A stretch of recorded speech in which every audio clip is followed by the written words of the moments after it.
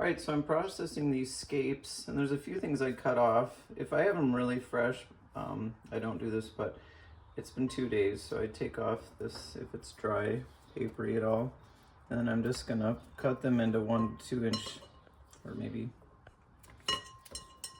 2-inch pieces so I can put them in my food processor. And I cut until I get like that where it chops real hard. It's kind of like asparagus. At some point it gets kind of a woody stem, so that's how I'm going to process all of these.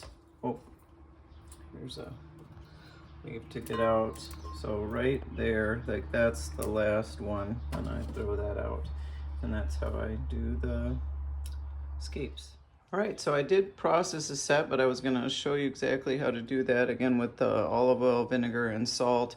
The recipe is 25 scapes to a half cup of olive oil, 2 tablespoons of vinegar, and 2 teaspoons of salt. But I doubled that in here, and you can see I started to blend it, and I'm going to show you just how it's mixing very easily. That's how you know you have enough liquid in it.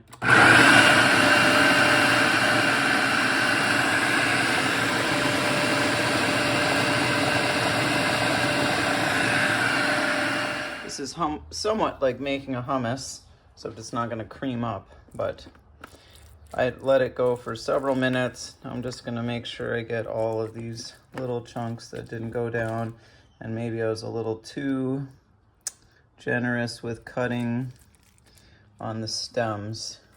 You can see there's a few woody little pieces, and I try to not to have those in my pesto. So just make sure when you're cutting the scapes that you stop when your scissors can't cut anymore. So one more round of vinegar, a little bit more olive oil as well, and then this, just another couple minutes, should get that all mixed together. And once you have that together, if you like garlic, then you will be happy to just take a little chip and dip that in there and give it a try, and it's going to be packing a punch. So tasty. All right, now we'll put that in jars and put it in the fridge. Okay, so now I'm filling the jars, and I filled this one and smoothed it out. This one I just put the pesto in there, and then I go around with the knife, pushing down, making sure that the air is all out of it. Don't want pockets of air, but it's a pretty thick kind of paste situation. So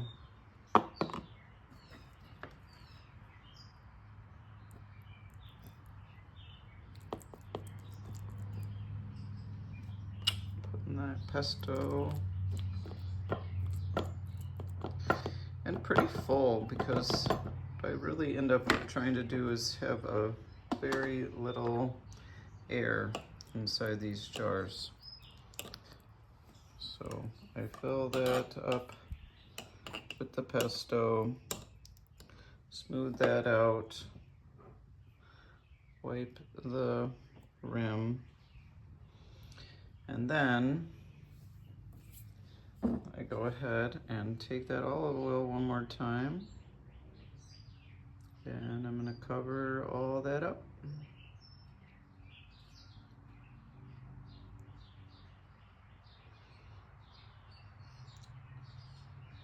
And you're going to need a lot of olive oil for this.